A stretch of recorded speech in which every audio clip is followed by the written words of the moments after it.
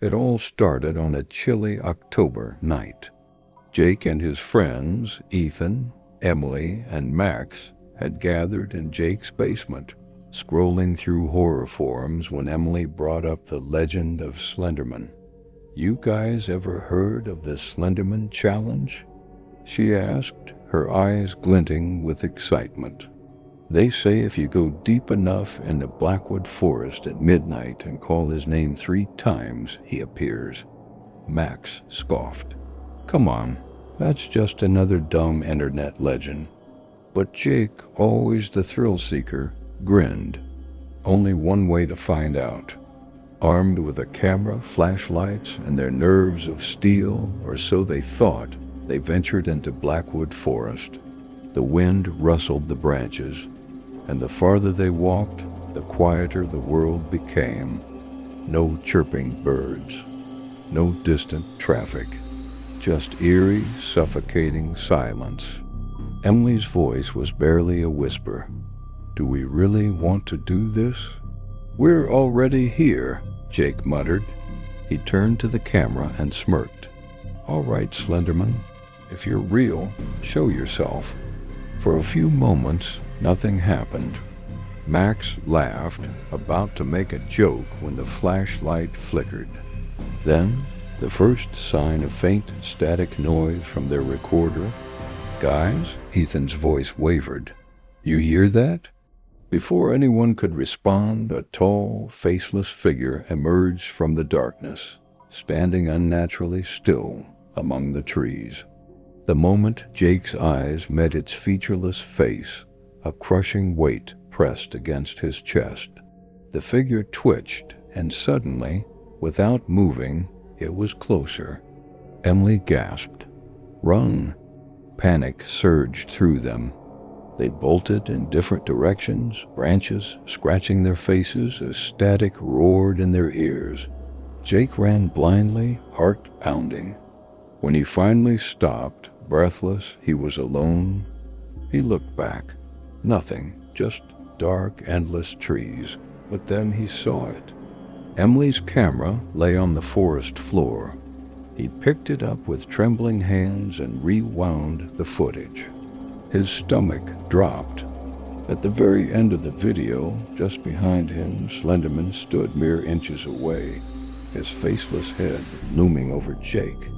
Jake moved out of town the next month.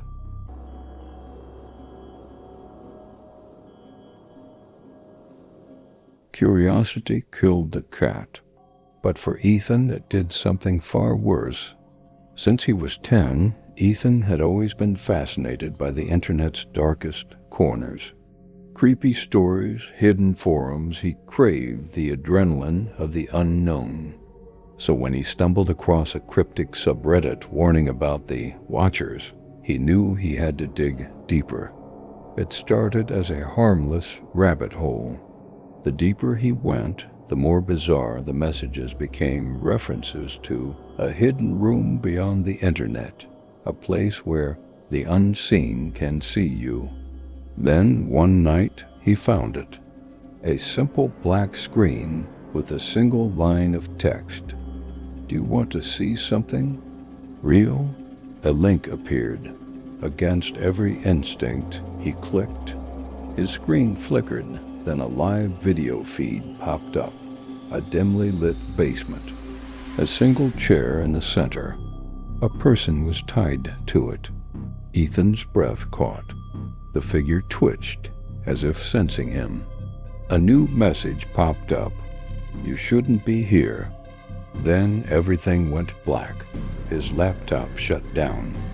His room's lights flickered, and then his phone buzzed. An unknown number. Hands shaking, he answered. A distorted voice whispered, "Now we see you too." Ethan threw his laptop away the next day. But sometimes when he walks past reflective surfaces, he swears he sees a figure standing behind him, watching.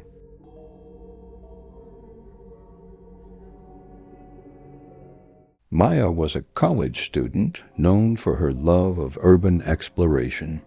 When she heard rumors of an abandoned hotel on the outskirts of town, the Ravenswood Inn, she couldn't resist.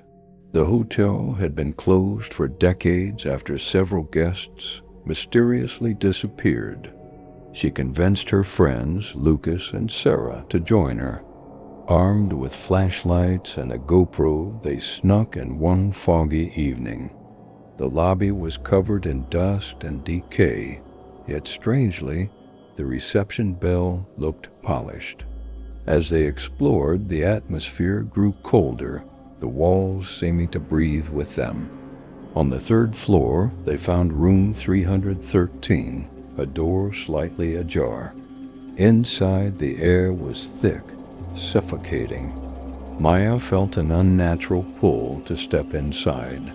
Suddenly, the door slammed shut behind her. She turned, pounding on the door, screaming for her friends. But she heard nothing. She checked her phone.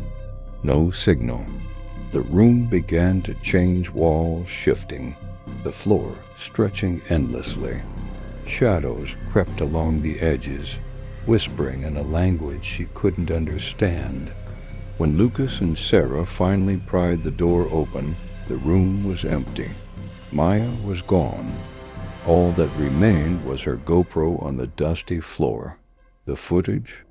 It ended with Maya's terrified face as she whispered, "It's right behind me."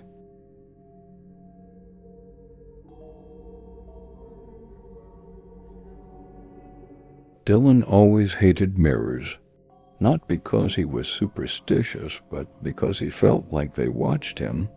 One day, after moving into a new apartment, he noticed the bathroom mirror was oddly old compared to the rest of the modern decor, but he shrugged it off. Days passed, and Dylan started seeing things in his reflection subtle at first. A shadow moving when he wasn't. A figure standing just out of frame. One night, brushing his teeth, he saw his reflection smiling back at him even though he wasn't. Frozen with fear, he backed away, but his reflection stepped forward. Panic surged through him.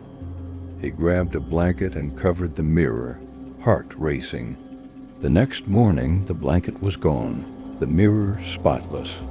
Written in condensation were the words, "I am you now." Dylan smashed the mirror with a hammer. Shards scattered across the floor, but something was wrong. In every fragment, his reflection didn't match his movements. They continued to smile, their heads tilting slightly as if studying him. Disturbed, Dylan covered every reflective surface in his apartment mirrors, windows, even his phone screen. But that night, he heard faint whispers. He followed the sound to his bathroom, where he found the smashed mirror, completely restored, flawless as if it had never been broken. And in the reflection, his double was still there, grinning wider than before. Terrified, Dylan fled his apartment. But reflections followed him. Storefront windows, puddles on the street, car mirrors, each showed the same grinning figure, growing closer with every glance.